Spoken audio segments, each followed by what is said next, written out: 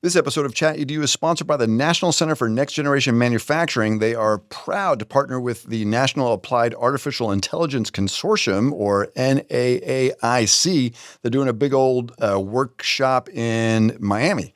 This is the Building the AI Workforce Through Community Colleges, February 19th through 20th, 2026. And you can learn more at nextgenmfg.org or naaic.ai. All right. I am beyond psyched to be here with Tom Scarice, Superintendent of Westport, Connecticut. Can I say fan of the pod? Is that fair to say? Oh, huge fan. You listen a little bit? Every Saturday. You listen on your tractor. So I do. What happens when it's not tractor time anymore? I'll have to figure it out because it's been this way since April. So I may be out there in the winter. Well, maybe we'll get some snow. You can shovel. Yeah. So Liz is on the road. And honestly, like my very first thought, because Tom is doing, I've been in his district a bunch, and as has Liz and some of our folks, and we've collaborated a lot. We talk about this a lot, text each other in the wee hours and all that sort of stuff. And so Liz is in Costa Rica, Tom. Oh, yeah. My heart's breaking. I know, right? So he was nice enough to come join us, which is fantastic. And we're going to pretty much follow the format. The district has put out a really interesting strategic plan, so we're going to spend half of our time talking about that. But we'll kind of do what we normally do, talking about all sorts of crazy things in AI and interesting and innovative things. And we'll start right here and kind of get Tom's impressions. Yeah, so this Disney Channel star has created an AI avatar. Tom, we can file this under the category of just because you can do it doesn't mean that you should. So these are avatars of dead relatives that has sparked some backlash. This was from Forbes. So former Disney actor Callum Worthy founded this company called 2AI. It's like the number 2 WAI. This is an AI app that creates interactive avatars of deceased loved ones using brief video recordings. And so the ad depicted AI-generated mother interacting with future generations. It got all sorts of viral backlash, critics calling the concept dystopian, exploitative of grief, and they thought it looked a lot like Black Mirror. That makes sense. Yeah. So I don't know.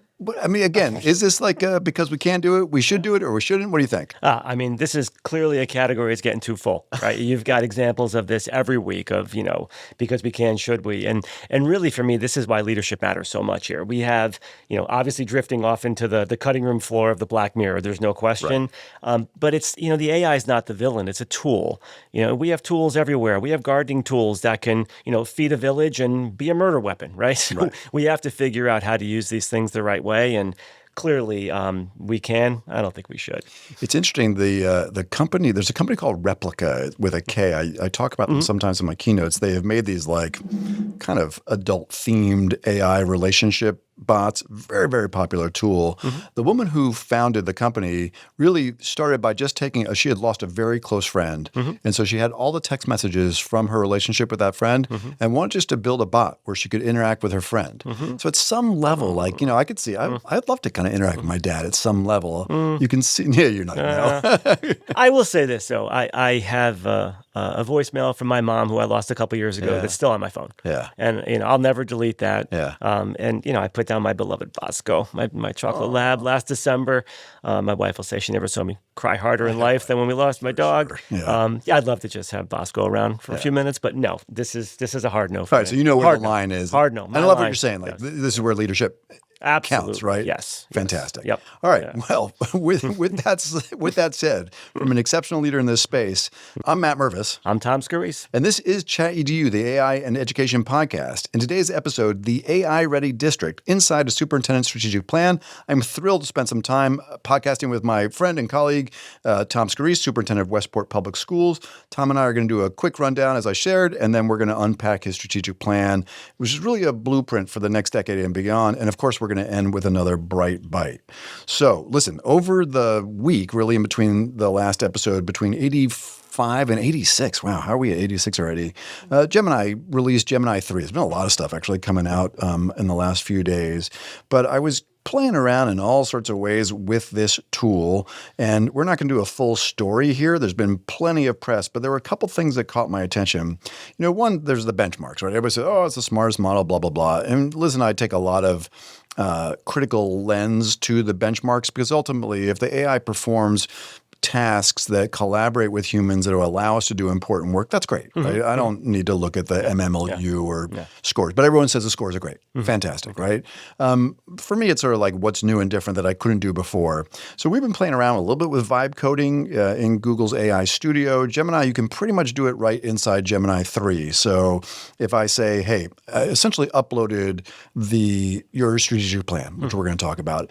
And one of the things I love about your plan is that it's got a lot of deliverables and due dates and people responsible. It's like very actionable. Right? It's not just a plan. It's like, this is going to get done. Yeah. And so I said, hey, can you build me a tracker for the plan? And so it came up with 11 initiatives. It shows 2 in progress because 1 had already kicked off. It's really interactive. I'm able to go in and look at ethical intelligence or, the human advantage and click through different elements of the plan, see who's responsible and track progress in all sorts of visual ways. And that happened in 35 seconds, right? How many pages is the plan? 92, I think. Yeah, so I uploaded 92 pages, and I said, build me an interactive app, data dashboard app that will let me track that. So, I thought that was really interesting just out of the gate. Well, I hope my executive assistant, Jennifer Caputo, is not listening because last Thursday, I said, Jennifer, I really want to make sure that we have a task list ready. So what are we promising by June and by August? She put it together, and she did not use Gemini 3. Yeah. Well, actually, it'd be really interesting because, one of the things we talk a lot about is the where these things fall down. It'd be very interesting to look at the data dashboard that this thing created. I'll call Jen later and we'll chat. That's my favorite thing always. People are like, oh, if I only had that last week. I know. When I wrote my dissertation. I know. Yeah, the other one I did that was kind of interesting is because I wasn't quite sure. It's one thing to look at a bunch of data. It's another to fire up another part of the computer. So I asked this thing to go ahead and build. What was my prompt? Can you build an app that will look at my face and tell me what kind of emotion I'm experiencing? It's a whole panoply over here on the Matt Riverside. And again, Tom, 3 minutes later, I had to click allow to allow access to the camera. And Andre, both the data dashboard and the Matt Mervis face recognizer, I'll put into the thread for folks on Spotify and YouTube, but it built it. And if I smiled, it has a picture of me and it says Matt's happy. And if I get angry, it says Matt's angry. So I'd seen this essentially because someone had built a ASL, American Sign Language app, which did a great job. And this is bespoke software that used to take a lot of time to build. So this is all the vibe coding? This is all just vibe coding. I mean, this is what blows me away. The products are incredible, but I'm thinking on the school side, we've just democratized coding. Yes. I mean, we have blown through a barrier with this right now. Yeah. So the kids that don't identify as coders, suddenly they're invited to that conversation. 100%. I mean, that has just huge implications. And this, to me, when I did kind of noodle with it when you sent it to me, this is more creative studio than a computer science lab. Sure. And I mean, that blew me away because I wasn't a coder. I wasn't even a comp sci kid. Yeah. But I would play with this and I would have opportunities to use this in the classroom. Right, because you can get stuff done that's meaningful to you. That's right. Solve real problems, right? Yeah. It's kind of software for one. I mean, it's very interesting because it's going to disrupt. This used to take tens of people and thousands of dollars to build these kinds of applications. So all of a sudden there's real disruption happening in the software space. But I think you're absolutely right. It becomes very, very – it's one of the questions, and we'll save it when we talk about the strategic plan. But, just in 1 week's time, something major happened. So as you think about a plan that's 92 pages and has to chart the course for the next decade, how do we – and I know there's an answer, but like how do we think about adapting to these kinds of changes that are happening in real time? Well, when you have opportunities to compress time and reclaim it, and you'll hear me say that this entire podcast. What am I going to do with that time differently? That's the part that excites me so much here, really. And I thought I was so smart, 10 years ago. Everyone's teaching coding, and I was out there saying, no, it's going to be a blue-collar job someday. It's not even that. Right. It's a long thread around all the conversations we've had with kids about go learn to do computer science and what has happened since. Yep. So let's keep rolling on here. One of the things that we've been measuring every year is the degree to which teachers are getting professional learning as well as administrators, right? And so Ed Week just did an update on this front. This is near and dear to my heart. I do a ton, obviously, as does Liz, of professional learning with educators and administrators. So at this point now, we're at kind of half of U.S. teachers have received at least one AI-related PD session, up from 42% in 2024 and just 13% in 2023. So there's growing adoption. However, most training remains single sessions, which I have to confess, I think I've worked in Connecticut in almost 90 districts. But, the vast majority of those are like, hey, Matt, come do the keynote. Right? And in some places like yours, we're doing deeper embedded work. It's interesting, too, that if you look at the stats on this thing, that principals and admins have had a little bit more saw that. PD than teachers as far as like sustained work. So again, we'll cross this thread when we talk a little bit about your plan, but what's your sense of where we've come in professional learning with teachers and administrators? This is an area where if I go back in my Rolodex of PD experiences, the absolute worst PD I've ever been to. Was the one I did? No. It's always when it's presented as an answer to a question that absolutely no one's asking. Right. And that's what, I get reluctant when I think about this. But again, this is a leadership problem. At its core, I see every problem as a leadership problem.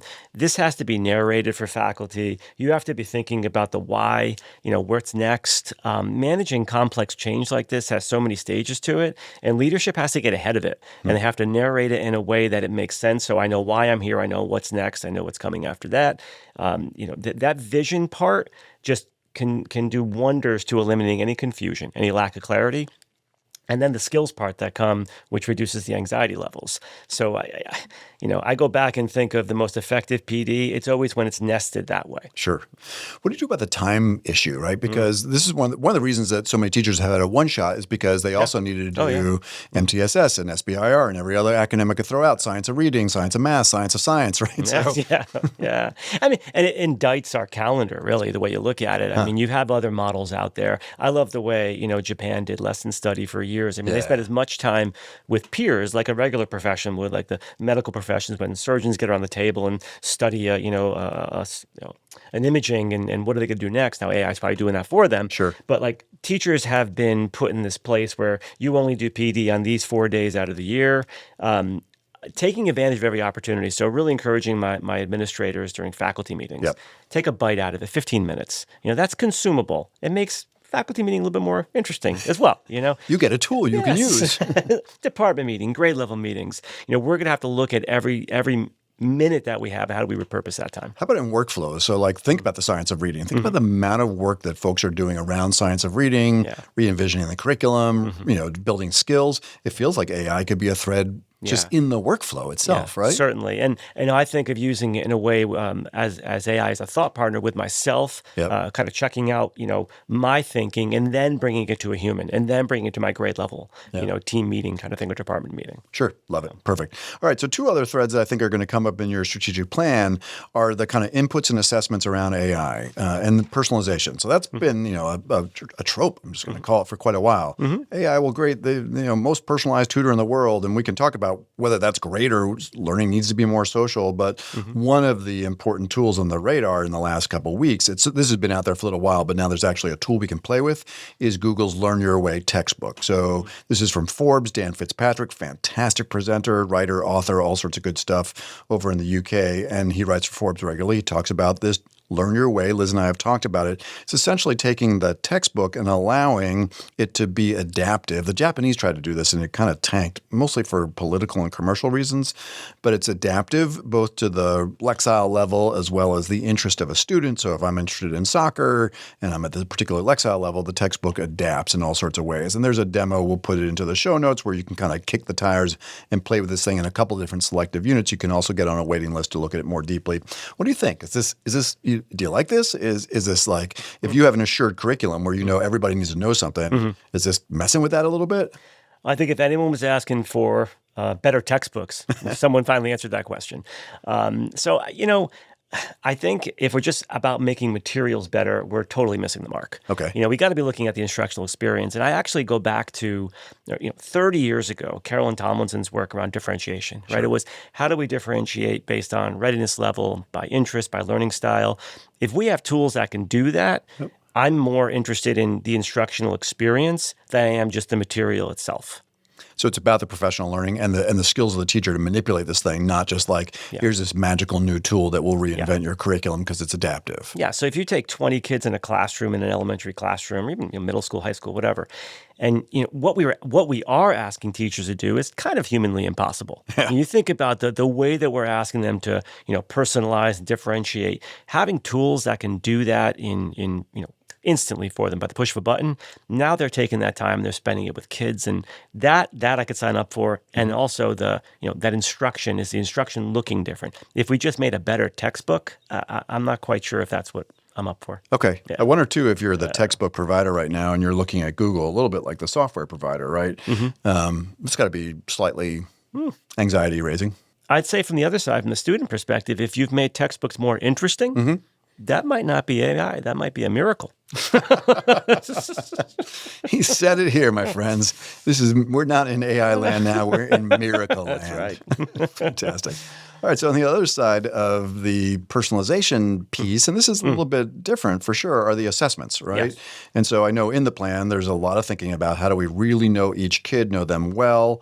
And one of the tools that we've talked about a couple different times, I don't know if you ever played with this thing. It's a Mira. Essentially, kids read, and it uses AI to give them real-time feedback. So this is from ASCD leadership, better, faster, stronger, more to personalized and personal-powered assessment. They talk a little bit about how a Mira is being used around the country. I think they're in 10 or so districts. And essentially, what does that look like when a kid's able to read and the system's able to provide feedback in real time? It's a little bit different than these kind of static systems that were rules-based because it's not a multiple choice assessment. It's these systems are literally listening to the kid using natural language processing to give them real-time feedback and adjustment. But there's lots of questions about what's the human component and the like. Have you all played with this? Is this an area that you're sort of interested in? Here's what I'm interested in is, are there ways to really capture student thinking in the assessment process? That makes me interested because you can usually draw a through line from faulty thinking to poor performance. So if there's assessment systems that can help us get down to that level, I'm really interested in that. AI can make it faster, can make it cleaner, can make it more efficient. But if we're just kind of turbocharging an old, outdated system and an old, outdated way of assessing, that doesn't really interest me. You don't want a faster Ford Pinto, right? I mean, you want to be able to kind of get and kind of know, like, where did the thinking fall apart or where did the skill fall apart? Yeah. And if teachers are getting that information and quickly, that has enormous potential. For these little guys, it's probably where the skill falls apart because essentially they're reading they're trying to decode a piece of writing in front of them, and it feels like it's mostly a skills-based analysis. Although it would be interesting to apply that at middle and high school for that deeper analysis. Well, if you can, like, you think of the quick and dirty assessments that an elementary teacher would do just to check quickly on a skill basis. Yep. If you can diagnose kind of where those skills fell apart, like you said, you've got quick groups you could pull together, quick instruction you can do. That to me is a great tool for teachers. Secondary level, obviously getting to that level of thinking. Yep. It's skill-based as well. Sure. But we may have another miracle. What's that? We may have found a ways that kids will not dread assessment. Because they're just talking to this thing and it's like being conversational with them. Yeah, it's two miracles. For sure. I mean, listen, I spend a lot of time, not to Liz's pleasure, talking about world models and interactive models. And, I don't know, maybe we're 5 years away from the holodeck or 10 years, but I don't think that we're that far away from kids interacting with spaces, digital spaces that feel geospatial. I'm interacting with, a cell or a nucleus or, the War of 1812, whatever it is, in ways that are experiential but are assessing my skill and understanding. And maybe this is just like a touch of that. Yeah. It's interesting, too. In the piece, there was a conversation about the reading comprehension, very much to your point, right? So the reading comprehension, there's a little question mark around that because it seems that when an adult or a parent or a grandparent sits with a child and says, hey, did you understand that? What do you think about that, right? There is this danger that if we just assume that the AI is going to assess the skill and capture it as a snapshot for the teacher, but we're missing like this rich opportunity for adults to be with kids co-reading together, to think about what they're reading and explore it. That is one of the certainly cautionary notes. And I think, we love these binaries. It's like, oh, Amira's here. It will assess every skill. Adults don't need to do anything. And Amira's not saying that. But I think it's really important to find those differentiators. Here's where this thing's helpful. And here's where it's vitally important that some adult or some group of kids peer reading are actually like thinking and talking about the stuff they're looking at together. The formative nature of it is what excites me. So we have a transitions program from 18 to 21 for our special needs population. Yep.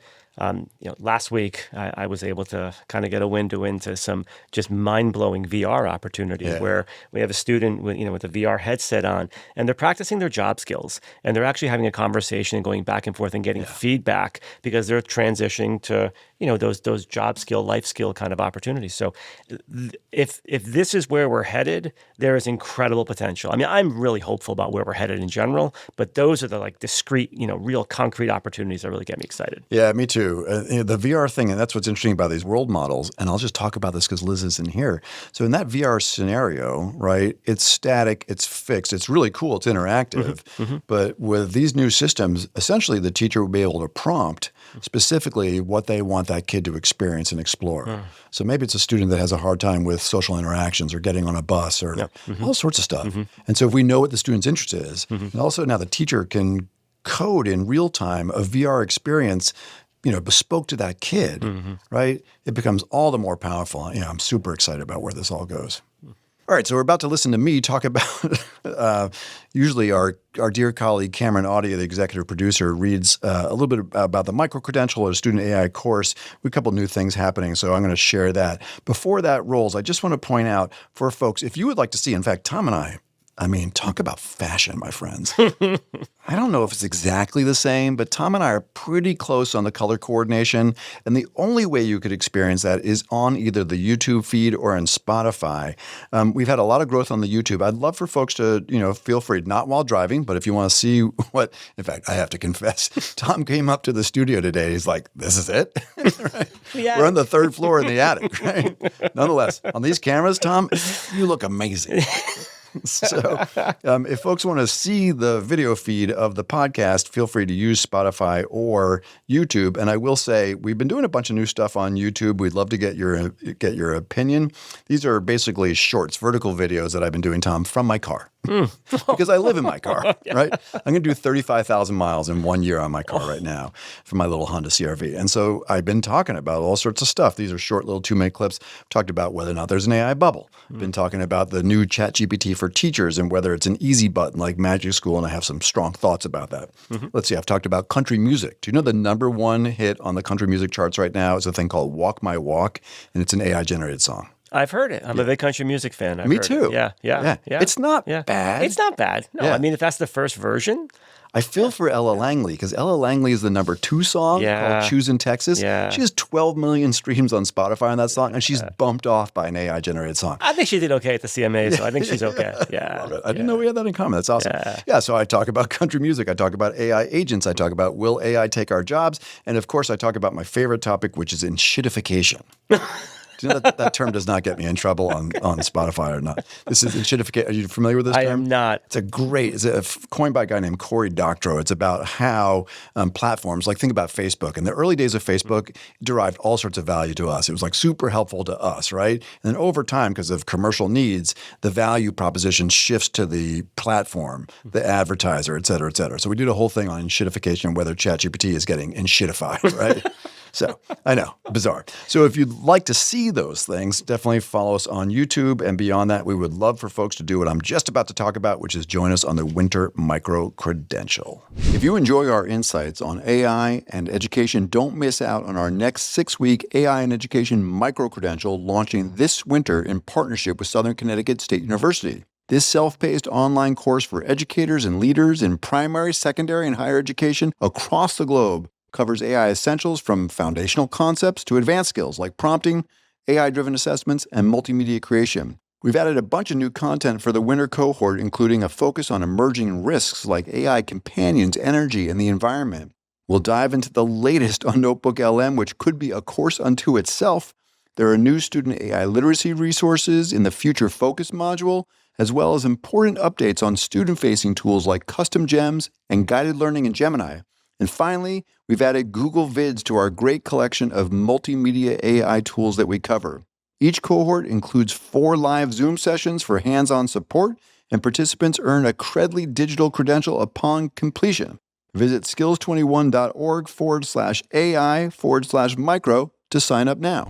All right, Tom, finally, before we talk about your strategic plan, one quick hit on the business side. And it's really interesting. And essentially, we think and talk a lot together about preparing students for a very, kind of rapidly changing labor market.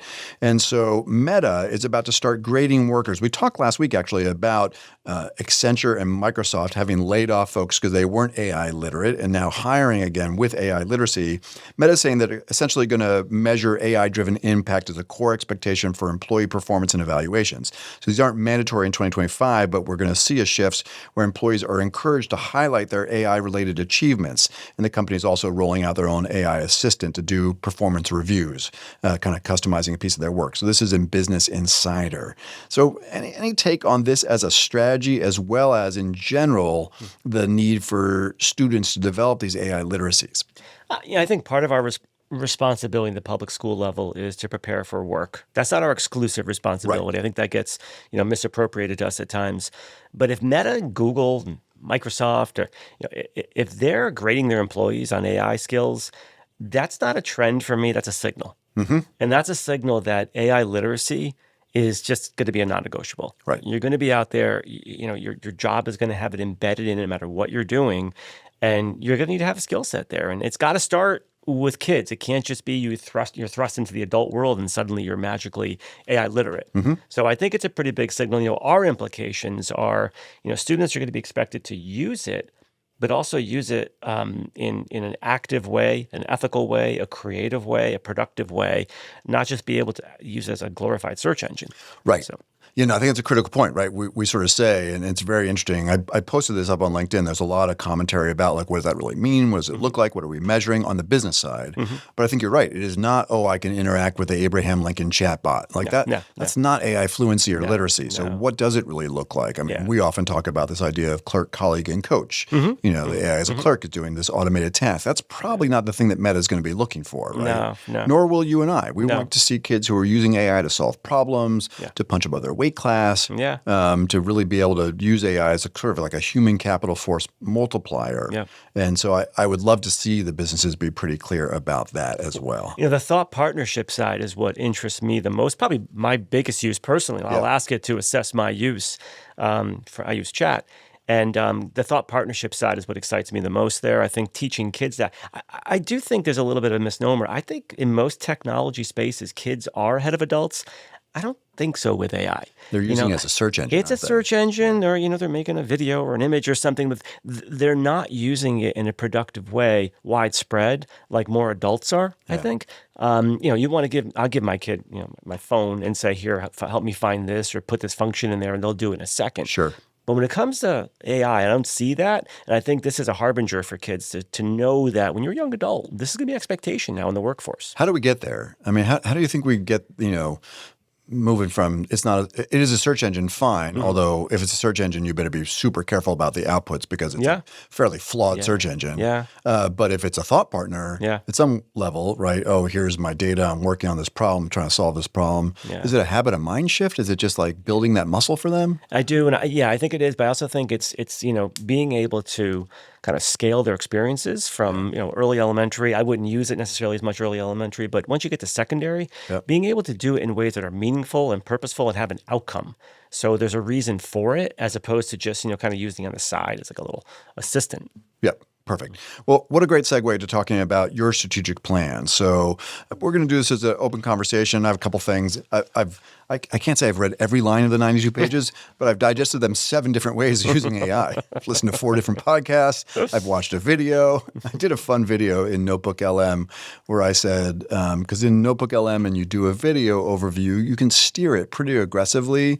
And so I said, I want you to do a video about, Westport's strategic plan from the perspective of a seriously concerned parent about screen time. I know this is probably nothing you've come across in your travels, but and it was just really interesting the way it tried to thread the needle. And the plan tries to thread the needle very purposefully around that, which is great. So let's start about the plan. So for one thing, is this your district strategic plan or is this your AI plan? Are they one and the same? How often you do strategic planning? For folks who aren't familiar with the hat you wear on this side of the street, what's this about? It is presented to the Board of Education as the district strategic plan. For everything? For everything. Okay, cool. Yes. So we're coming off sunsetting our 2022 version, which had a heavy emphasis on really embedding the SEL work student voice, student leadership.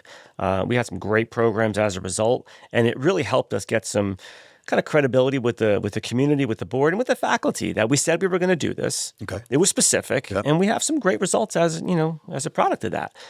So now we step forward with this, and I started about a year ago with just a kind of throw the gauntlet down moment. I wrote a memo to the board. I made it public, and from my perspective, it's besides safety and security, there's nothing more important right now in public education to be talking about than AI. Which is odd because you've had a little bit of a conversion on this, right? Oh, absolutely. Yeah, you weren't necessarily a believer. Like, No. I started with the firewall mentality, kind of wait and see. I was invited to a professional development with superintendents hosted by this guy, Matt Mervis. This was not a plug, and friends. of course, gave me pre-work over the summer that I had to read a book. I believe Chip Dumais at CES may have been responsible for the Yeah, assignment. it may have been Chip, yeah. But I will say that I spent the better part of 8 to 12 weeks in, a dystopian terror mindset, thinking my 3 kids will never have a job. They're going to be home forever, and went on and on. And I just had moments then after that, after reading Malik's book and spending some time with you, complete different mindset, a 180, and I see just nothing but opportunity right now. And it connects for you because you and I we're about the same vintage. Not only do we dress alike, but we're the same vintage. And so, we're like 2 geeks talking about the Secretary's Commission of Achievement of Necessary Skills report from 1991.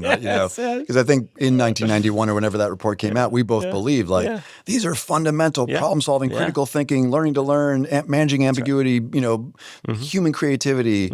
And so you've leaned into that narrative for many years, if not decades. Hasn't entirely come to fruition. Was there something about AI that made you think like this is the moment? That's exactly what it was. This is the moment. So I was, hook, line, and sinker, the 21st century skills movement. I mean, that was it for me. That was the career, changer for me 20 plus years ago. And I remember, and it was almost a little, boy who cried wolf phenomenon where this is going to happen. Where, kids are not going to be rewarded in the world for what they know, with what they can do with what they know, and so forth.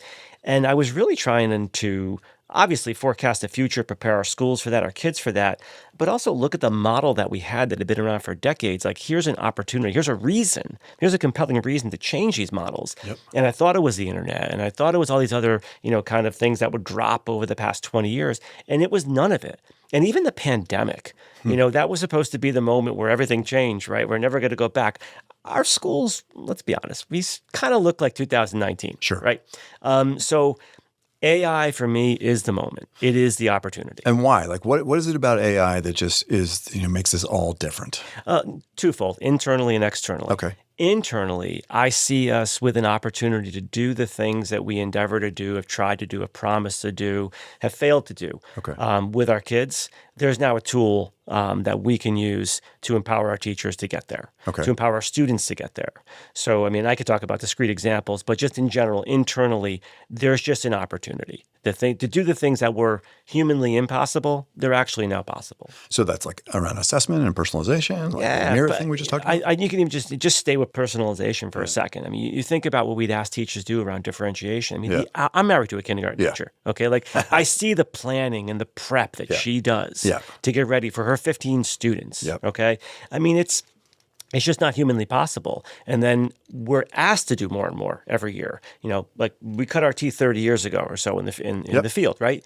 What we were asked to do with kids then compared to now, it's night and day. Sure. And the resources, they didn't really multiply. No. The technology didn't really help. Nothing really changed except the demands. Yep. And we're kind of hitting an edge right now, I think, in public education. We probably already hit it, where there's no cavalry coming. There's no more resources, no more FTE. There's no more headcount coming. This is it. Yeah. If anything, it's going to go backwards. So I see this as just an incredible opportunity to make good on all those promises and all those aspirations that we had internally. Okay, so that's internally. And then externally, is it the labor market reality? Yeah, the world is just different. It's just completely different. And I don't have this there'll be no jobs kind of mindset. I just don't. And God, about maybe 12 years ago or so, I thought that I was, so smart. I had my administrative team back in my old district, Madison, read this article called Dancing with Robots. And at the time, it really, and it still does make sense theoretically, it's about the fact that, between automation, robotics, and all these types of technologies, we're going to have to teach our kids how to dance with them, quote unquote. Sure. And I would just replace robots with AI. Yeah. Because we're going to have to teach our kids how to do that to thrive. You will not lose your job. Well, you might lose your job to AI. You're more likely to lose it to someone who's more fluent and more capable with it. Right. Okay, cool. All right, so that's 10,000 feet. Let's go down to 1,000 feet. So walk us through the plan, high level, and then we'll unpack different parts. Like, how did you approach this? What are the characteristics of it? What are the contents of it? Yep. So, I mean, as the superintendent, I do my best to kind of set the vision. And then you turn around and hope people are following you. Hello? Change the vision.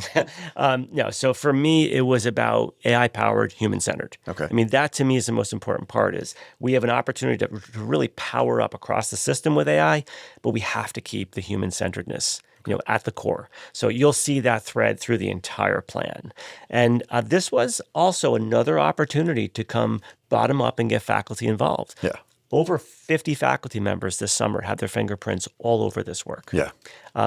Every single certified person in my district, over 500, had a chance to give substantive feedback to our vision for AI, to our code of ethics for AI. We ran protocols in faculty meetings. So this is truly a bottom-up effort, and we're feeling really good about that. Has it always been that way, or was this more so than in previous plans that you've done in either in other districts or in Westport? I tried the last one, but it was kind of like right in the throes of the pandemic. Sure. So it made it really challenging. Okay. In the past, I have as well. And I think there's really the most effective way is set a target and then just get out of people's way. Give them the resources and get there.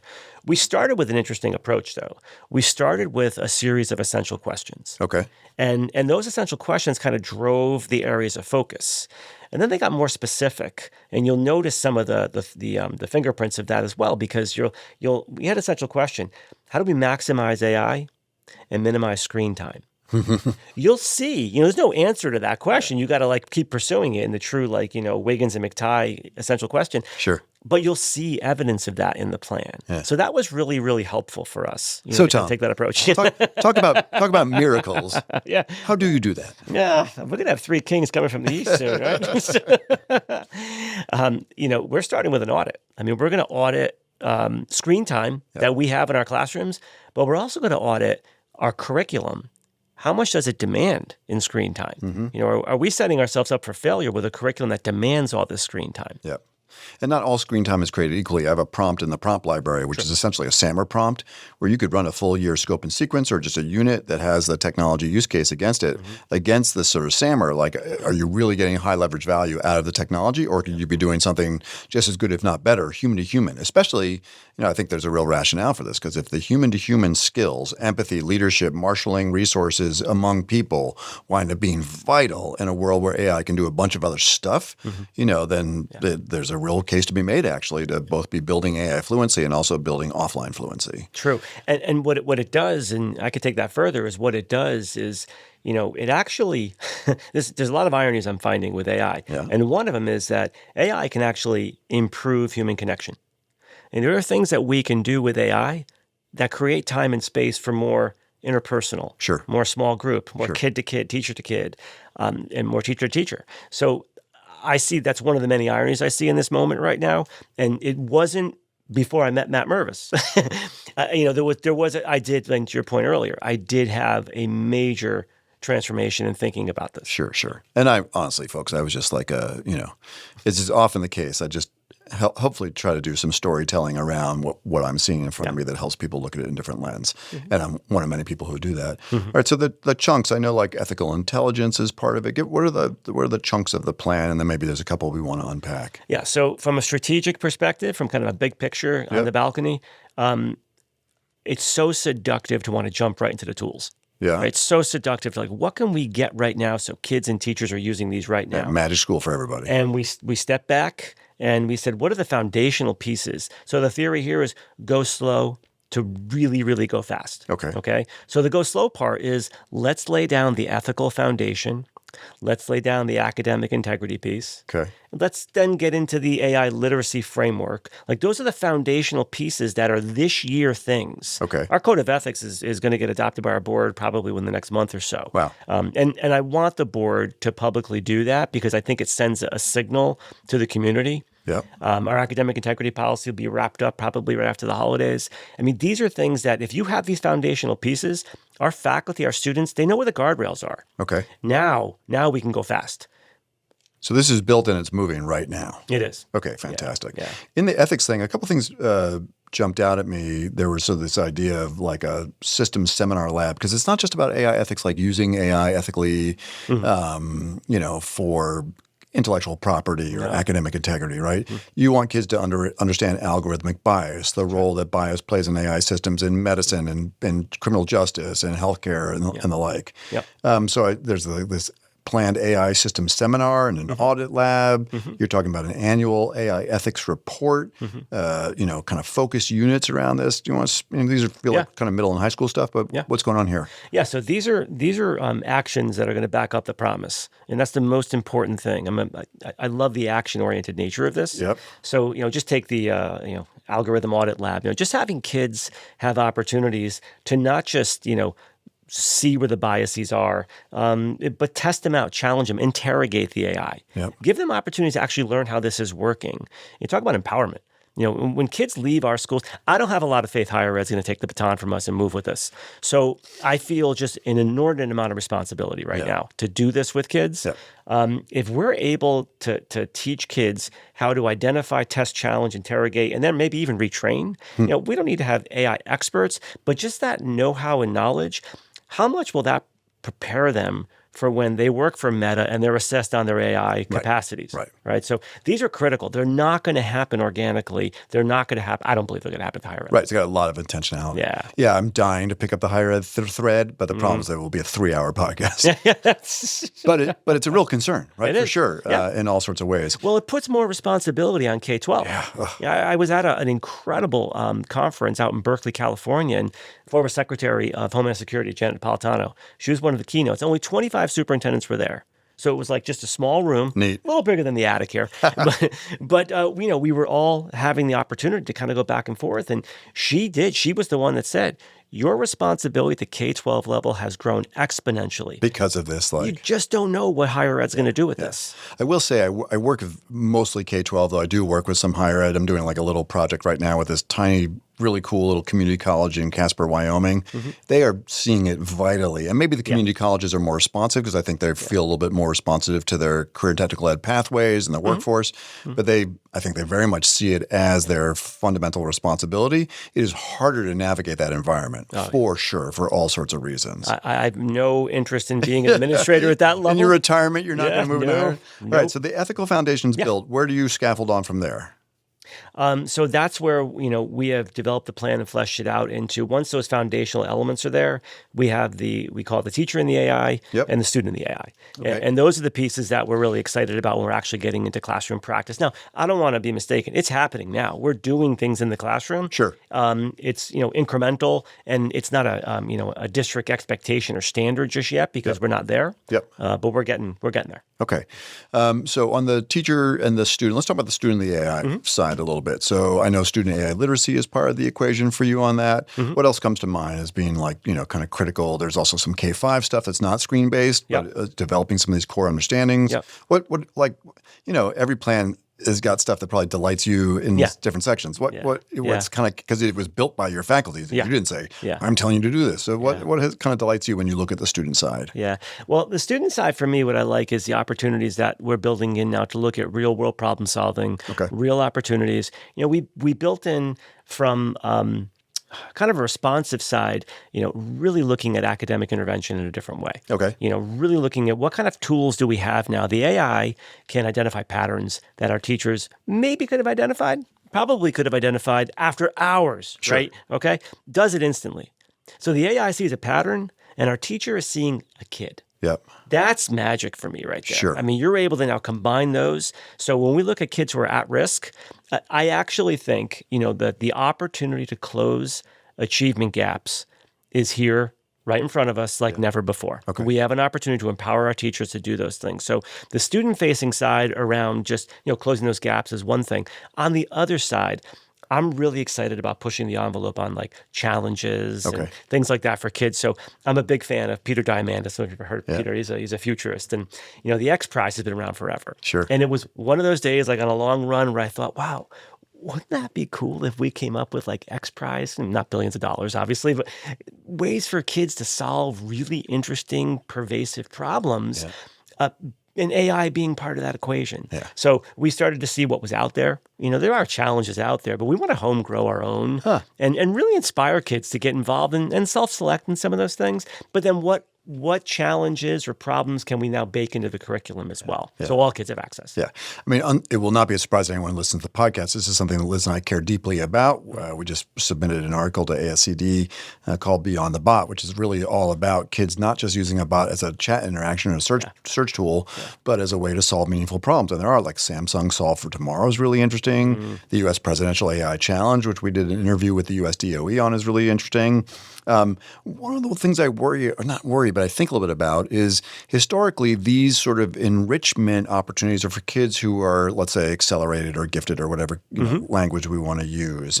It feels like, and maybe you correct me if I'm reading it wrong, it feels like the labor market is requiring some of this skill for all future employees, especially in secondary, post-secondary career pathways, that they need to, as we said before, use AI as that thought partner, as a problem solver.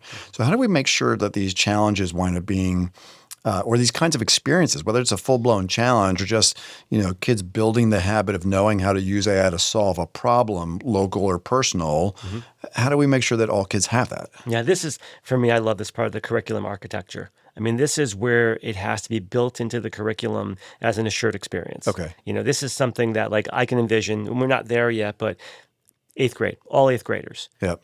passion projects, however you want to do it. I like the individual, like what I'm interested in, but I also love the fact that we can build things now that are tied to the content we're teaching. Sure. And make them that much more interesting and meaningful for kids. So, every 8th grader, making this up right now, every 8th grader has an interdisciplinary, project they're working on and they complete before they finish 8th grade and go to high school. Yeah. If you're able to take your vision of a graduate, which those are the things that kind of sit on the wall somewhere, right? But make them come alive and assess them in a way that students are applying and they have to use AI to get there. Yep. That to me is a way that you assure that all kids are able to do this. Now, here's the part that's interesting. You asked before about what's different years ago to now. There were assured experiences in Westport. I learned this from the veteran teachers. Oh, Tom, what you're talking about, we did that 15 years ago. Everything that comes around, it comes back. And I file this under another great idea we couldn't humanly pull off on a regular basis without the technology.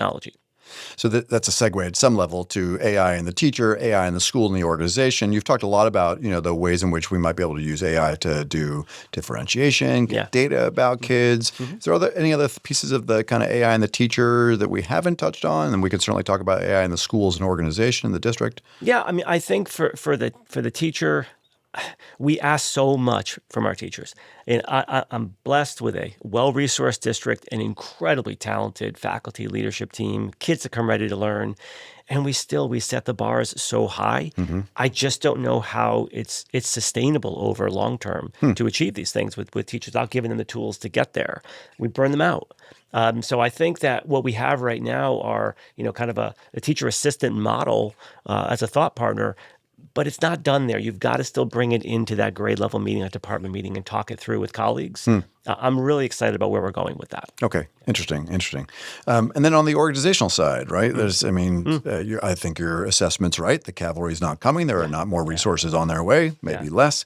So, a lot of people are thinking about organizational efficiency, which is important, but what else can we, what's happening for you in terms of the plan, both in terms of organizational efficiency, but also maybe reinventing parts of the way that we organize back office, transportation, human resources, district administrative tasks? Yeah. So what we've come up with is a strategic objective around, it's called Smarter Schools. And there are some frameworks out there where you can kind of assess yourself, and how close or how far you are from being, future ready, if you will. I look at this as I've culled and I can't find. There's just so many AI tools for instruction that you can find. Whether it's the frontier models, the niche tools, they're everywhere, right? I just did some searches on just some back office pieces. I'm looking for like, how could human resources be that much more responsive? I'm not getting more human resources employees. Okay, how can I be more responsive to my teachers, my support staff, and so forth through human resources? How can finance, find better procurement strategies? How can transportation find ways to be more efficient? There's so many pieces in the back office that I think are being neglected. That if we're better there, those folks are better for our employees, number one, but we're also more efficient. And, I looked around, I did find a tool, I found a vendor, Modly is the name, and I kind of put the challenge to them. And I'm like, can you come up with like a portal for me, like a dashboard where I can interact, even the leadership side too, for leaders to be able to use maybe with their supervision and evaluation plan. Sure. Find ways that we can compress time and improve performance. And that's the standard that we use for all AI tools. Can we compress time? Okay. And or can we improve performance? Gotcha. So just keep coming back to those two questions. That's right. How's that? And you've got a big district administrative team. I've spent some time with them. You've got a board that's really interesting. Yeah. Are people like starting to internalize that language and the way that you think about it? Yeah. So at the leadership level, which is where I live, most of the time, every agenda for our monthly leadership team meetings and our biweekly principals meetings, the top of the agenda is how you're using AI right now in new ways to share with your colleagues. So I do the same thing. I show ways that I'm using it. We have tools that are now across the leadership team. We have a policy bot. Basically we have our own little Tom Mooney. If you know Connecticut law, you know Tom Mooney, right? So we consult with Tom Mooney, and it's it's baked into a custom GPT, and it's a wonderful tool. Last week I just demoed for my team. I came up with a decision-making kind of framework about, how do I know I'm making good decisions? Sure. And I have a custom GPT with some resources built into it now that's kind of pushing me around my decision-making and tracking it over time. And how am I making these decisions? Are they more effective, less effective? I have a virtual board of education I've talked about. I run my memos by them. I run my slide decks, and I get feedback, and I can tell you there's a material difference in the public presentations because we use these tools that way at the leadership level. Yeah, I just want to underscore how critical that is. So there is just a demonstrable difference between modeling, hey, I had to knock out a really important email to the school community about X, Y, or Z, so I used AI to help me do it. Don't stick metal into the Chromebook so it doesn't start on fire, which frankly might be the right use case in a particular point in time. But you are really modeling not these kind of automated clerk tasks where you're offloading a thing. You're modeling, making AI a thought partner in your work. Yeah. And are you seeing your colleagues and folks who report to you and the principals kind of taking up that modeling? Yeah, the report outs are remarkable. There's a silent 10 seconds. Like, anybody have any good examples? And kind of sit, and I practice my wait time. Just last week, one of our principals, a couple of teachers were struggling with, when I have an emotional situation with a parent, kind of a questioning and how do I navigate this? We've done a lot of training in effective communication at the leadership level. Yeah. He took some of that work. He built into a custom GPT, and he created this kind of protocol before you make the phone call to help a teacher think through, and then a role-playing piece. Love it. Teachers can role-play. I mean, these are the tools. Now, that teacher could have been just twisted for days about that call. Now we're able to kind of help them think it through, maybe save some time, and definitely make them more effective. Yeah, and if it becomes vitally important that students internalize these habits, as we said before, moving from search to kind of augmentation, I think having it modeled up and down are really critical. All right, listen, one thing I happen to just love about your plan, I've mentioned this as I'm out on the road quite a bit lately, and it's counterintuitive. It catches people by surprise. I talk a little bit about your district, which, as you said, is well-resourced district, but that doesn't mean that it's a piece of cake. You've got lots of folks who are constituents that have a lot of expectations for the public school system. But one of the things I mentioned is that a centerpiece, I call a centerpiece, of this plan is all about drama. People are like, what? And I love talking about it because in my mind, it is a perfect illustration. It is the most logical thing to do, but it is not, folks don't think AI and think, oh, let's really lean into drama and presentation. So if you would, tell us what is going on there. This is actually twofold.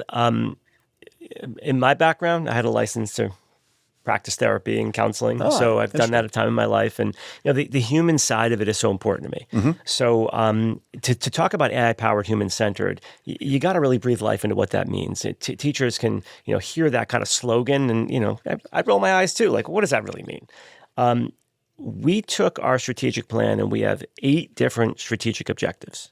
5 are heavily on the AI side. Okay, you got the AI and the teacher, AI and the student, ethics, future, readiness, all that. Yep. And then we went into 3 that are all, no tech, all about the human side. Okay. One is about elevating and really doubling down on the humanities and the classic liberal arts. Sure. Right, in the age of AI. Yep. Not just for the sake of humanities, but in the age of AI. Yeah, we've covered multiple stories where you make a strong argument that the humanities and the liberal arts are actually like foundational. That's right. Learning to learn, managing ambiguity, thinking critically, all that stuff, asking good questions. Yep. All right, great. So one is that. And then the second is around performance and presentation. Okay. We call it in the age of AI. Yeah. And for this one, when we think about it, we have, before algorithms, we simulated reality all the time, right? Those are presentations, those are performances, right? Drama, right. What I love about that is, performance, presentation, it helps us understand the human condition in a different way.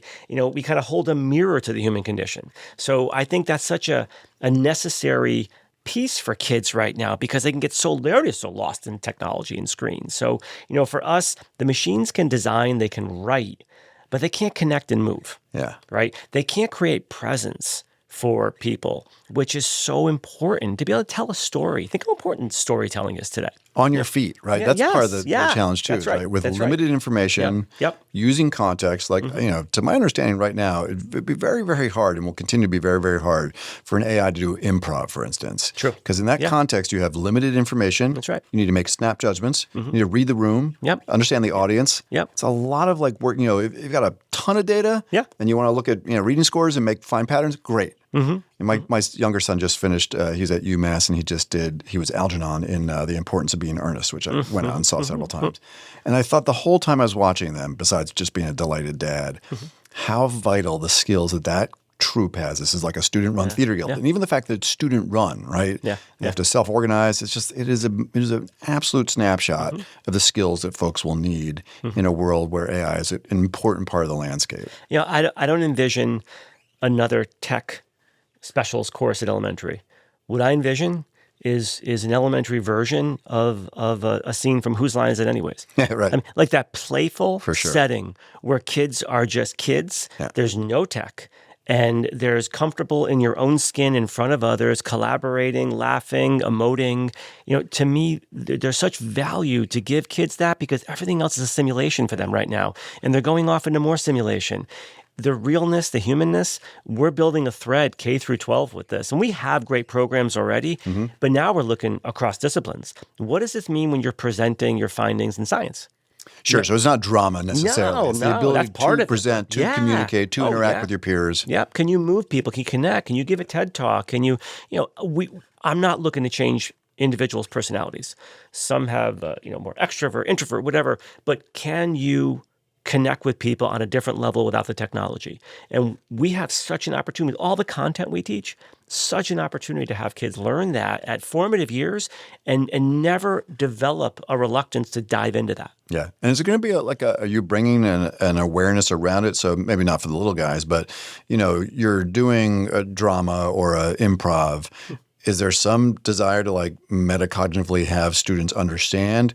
One of the reasons we're building this skill set and really leaning into this is that these will help you navigate a world with AI. Is that too is that too transparent? I know. I actually think there's value, but I also think that becomes white noise. Okay. That's the equivalent of you got to learn algebra because someday, right. I think naming it is probably more important than anything. Interesting. Just naming it. Yeah. Here's what that is. Yep. You with what you just did, I'll go to science, okay? You just presented your findings and you gave an incredibly compelling, picture of how this can change humanity. Like you're moving others.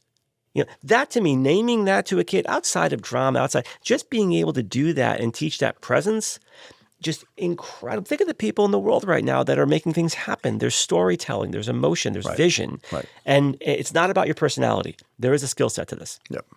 It's interesting too. So if, folks, sometimes people, whenever we have an interview or a conversation, people say, oh, that's Westport. They've got the resources to do X, Y, or Z. But, when you think of it that way, it's about moving people. It's about marshaling resources. It's about leadership, communication.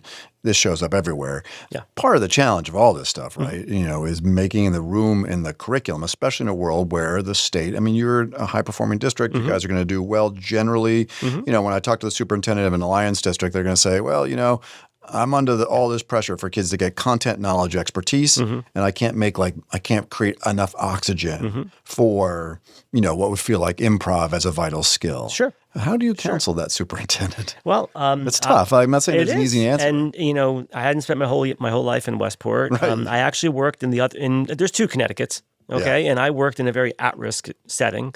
I was the principal of a magnet school, a middle school, and we served largely students from Hartford and East Hartford, very underserved population. Yep. And I have thought about the practices that I used then that make me shriek with horror to think about what I did with kids just for the sake of the system that I was thrust into. And we all were thrust into. Because if you didn't perform, that's right, the state would come. That's right. Chasing after. Whatever consequences you have or kids don't show up, and the challenges are different by kind. Okay, not by degrees. Okay, they're different by kind. I would say that when you lay out this is the part I'm so hopeful about AI. When you lay out the whole kind of offering of AI, there are opportunities to address those academic shortcomings with AI that create time and space for other things for kids that they have opportunity now that all kids really should have an opportunity for. It would be nice simultaneously for anyone listening in decision-making roles, from the state and federal perspective, at some level. Jonathan's going to be in here in a couple of weeks, and he typically says, cut the curriculum in half, right? Yeah. And sometimes I worry about that because I want kids in a world where AI creates such, kind of inaccurate content sometimes. Content expertise still is important. It is. Right? In lots of different ways. Yeah. But, it would be helpful. We continue to operate in a world where we have essentially an overstuffed curriculum, which makes it harder. But I think you're right. AI can create some space. All right, cool. This is such an interesting conversation. I'm deeply grateful that you can take the time to do this. What have we missed on the plan that you want to talk about? The last part of the human side, which I think is it's an iteration now from our last plan, is leaning into growth mindset. Okay. And leadership development for kids. Yep. So we planted our flag on growth mindset and leadership 3-4 years ago, where we said, in this ever-changing world, adaptability is just so important. We can't just have posters and slogans that say, fixed mindset, growth mindset. Like Dweck's work, we're conducting an audit into our policies and practices now about, wow, we say we're growth mindset, but what we do is not growth mindset. Right. So we're kind of holding the mirror up to ourselves on that. And I think it's so important because as kids get out there, I have young adults right now that are college age, high school age. They're only a few years away from the workforce and navigating that. Sure. There's going to be plenty of opportunities for them to meet with, kind of adversity. Yeah. So how are they going to address that? How are they going to confront that? Are they going to, look at that as something's wrong with me? Or is this an opportunity for growth? And it's an opportunity to just spend more time to develop my skills. That's a growth mindset that doesn't just magically start when you're 22 years old.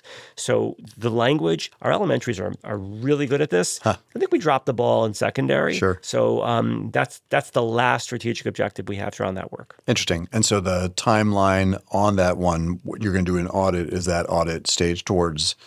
Yeah, so really being realistic about what policies and practices we're going to tackle. Sure. We're not going to start with grading, okay, because we know what that does. That's the third rail. But there are plenty of other things that we're looking at and saying around discipline, for example, and how we give students feedback, like how we give feedback to kids. Do we use a growth mindset, language suite around that, or is it just kind of a, good or bad? Yeah. So things like that. There's a lot of opportunities to take advantage of early on. Okay. As I think about district-wide change, and also just this continuum of where districts are relative to AI. As you said right at the outset, a lot of folks, it's like a tool conversation. Oh, here's a tool we're going to do. Or, we need to share experiences around AI literacy, and we convert that into a tool. You're obviously taking a much deeper swing here. We're going to do a conference in a couple days, and I'm going to, share for leaders, district and building leaders. We're going to share some of the work that you're doing as a way of thinking about wholesale district change. When I look at that continuum, one piece of it, I don't know exactly where it plots out, is folks who are reinventing their school structure. And I think of Alpha School, right? The 2-hour learning people, which I have so many mixed feelings about that, again, that would be a long conversation. Nonetheless, you can see what's happening there, right? There's something about AI and the moment in time that we're in where Alpha School is able to say, okay, we're going to break the traditional school structures. Is there anything in the plan? Maybe it's like, there's a thing here about being future proofing and being able to adapt to change. Is there anything that you're thinking about when it comes to just these fundamental structures of how we organize school? Anything you see in 2-hour learning that you're like, well, this might be part of the strategic plan over time? 2 3-hour podcasts I listened to, the Alpha School director. And I got through them both at 1.5 speed. And I felt like I wanted to buy something at the end. But I have to say, in fairness, there was a lot of things I harvested that you'll find little elements in this plan. So there were some good things there. I think the difference, though, Matt, is that we offer a bundle. Public schools offer a bundle. Sure. They don't just offer one product. It's not just about achieving academic standards. That's not what parents want. Kids don't want that. It's not what communities want. So does our bundle look differently? It could. I don't see elementary changing much. I don't want elementary. I mean, I'm a Magic Garden Mr. Rogers guy. It's working pretty good. It is. I like the teacher with the 20 kids. I'd like to take work off the teacher's lap. I'd like to, have kids feel a little bit more experiential, kind of learning and slow down. Like, I like that part. Sure. Secondary, I do think there's opportunities. Yeah. There's no doubt. And what that looks like, I don't know. I do like to focus on what I can control, which is the curriculum. So how can we, look at the curriculum differently, those experiences differently, those structures, those projects and all that. But yeah, I don't see the bundle going away. It's very interesting. It is a product, isn't it, in Alpha School? You could almost imagine having like an alt high school in your school that was like a 2-hour learning model. I think we've tried to do that for a long time. I mean, it's really not demonstrably different than Odyssey, where it's a little fancier with AI and that 2-hour block with some facial recognition and Orwellian stuff going on. And then like project-based learning, experiential stuff. I mean, it's a whole other part of the day that it's so funny because it's called 2-hour learning, because the part of the day that I'm so attracted to is the rest of the day. The rest, 100%. And folks who aren't familiar with that, just Google it. You'll find plenty of content and the founders speaking about it, as well as their highly well-financed backers. All right, Tom, fantastic. So you are measuring this stuff clearly, because I threw your plan in. I got a really robust data dashboard with deliverables and people and all that kind of stuff. So maybe we'll have you come back in a year or so and tell us a little bit about how it's going, and just wish you a lot of luck. I think it's an excellent kind of marker on the field of a way to think a little bit about this work and a way to approach it. And I imagine you're more than happy to chat with superintendents or other school leaders and give them any 2 cents of what your experience as you go through this thing? Yeah, there's a leadership piece here that if it's not being led and shepherded, it's not going to happen. And this is complex change, and there are ways to manage complex change. It starts with a vision. You got to provide skills. You got to provide resources, incentives, and you got to have a plan. Those are 5 just bedrock principles. And when you don't have those, you have a resultant emotion that can be paralyzing to a district. So without skills, you got anxious people. Without a vision, you got confused people. Like, you've got to lay those 5 foundational pieces down. It is interesting that AI's, kind of arrival here. Justin Reich from MIT calls this an arrival technology. I think he's very much right. And your vintage, since we're of the same vintage, and your experience, I mean, could you have done this in your first year as a superintendent somewhere? No. It's really interesting, isn't it? No. Like, you were just in the right place at the right time to be able to navigate this. Absolutely. Yeah. Young superintendents, just give it up. No, I'm just kidding. It's all going to be fine. Call Tom. Right. Now, Liz always says this, but I think it is absolutely time for a bright bite, although this has frankly been a pretty darn bright bite throughout the conversation. So we end on a bright bite. For folks who are new, this is a place where we see AI making some meaningful contribution, which is important, right? Because we're often so focused on, Sora 2. Actually, this is a great, kind of flip side of the coin to Sora 2, which is making all these like viral deep fakes. And even, Gemini's Nano Banana 3 Pro, which is the new image tool. I mean, these names. Oh, God. Come on, guys. We pay you all this money. You can do better than that. But, that tool itself, which I'm in love with, is creating a lot of ease around deep fakes. So Google, again here, has released a thing called SynthID. So this is a tool to watermark and identify content generated through AI, Google DeepMind. I've been saying for a while, because I'm very focused in my board work and did this conversation with your Board of Ed, faculty presentations and the like, higher ed as well, that the AI deepfake thing is going to get wildly out of control, right? It's just we are way past the threshold where in video, in audio, in images, it's so easy to create something that does not, that looks entirely real but is not. Speaking of poor Mr. Rogers, he's been pulled into all these like Sora 2 videos. It's heartbreaking. Drinking scotch and Bob Ross is smashing his water easel. It's so wrong. People stop it. All right. So nonetheless, Google has introduced this thing called SynthID, which is a watermarking tool designed to embed this kind of imperceptible digital watermark into AI images, audio, video, and text. And this actually would go a long way to the academic content issue of academic integrity if we could finally really just, for all our hand-wringing, if we did have a tool that would let us say, was this thing made with AI, whether it was text, audio, or video, I think it would be pretty darn helpful. Now, this, of course, requires that other companies collaborate with Google, but SynthID is their new tool integrated across Google's generative AI products. And so you can actually right now take a photo or a video that you've got where Bob Ross is doing something nefarious and put it into SynthID, and it will say, okay, this is AI generated. You could probably tell given the content of the video, but nonetheless. So, any thoughts on this tool or how you're thinking about, I'm sure these like AI deepfakes have shown up on your desk in different ways. Yeah. And it's in the plan, but any words of wisdom for your fellow school and district leaders and higher ed folks? I mean, I think I'd call this the seatbelt phase. Like we're starting to finally add some safety features, which is refreshing. Probably the first step towards some substantive transparency, which is refreshing. I see this as like, finding origins is like now another new literacy for AI. So like that to me, I'm really excited about. But we watermarked dollar bills decades ago. Like this makes sense, right? Let's just do it. Yeah, exactly. Yeah. Fantastic. All right, well, let's just do it. Very, very good, Tom. Thanks so much for your time, for making the trip all the way up here to the Litchfield Hills and the attic. And we'll look forward to keeping the conversation going. And with that, as Dr. Rade would say, it is time to roll the credits. Nicely done. As always, we'd love to hear what you think. So please let us know at chatedU@edadvance.org. That's EDADVANCE.org. And also rate, review, and subscribe to the podcast on whatever platform you are using. ChatEDU is brought to you by EdAdvance, the nonprofit regional education service center in Litchfield, Connecticut. This episode of ChatEDU is sponsored by the National Center for Next Generation Manufacturing. ChatEDU is recorded, edited, and produced by Andre Angelo and Justin Pasco, whose dedication and expertise bring our discussions to life. ChatEDU's executive producer is the multi-talented rock star Cameron Audia. Additionally, we are grateful for the support of our colleague Gary Robinson, and we appreciate his time and talents.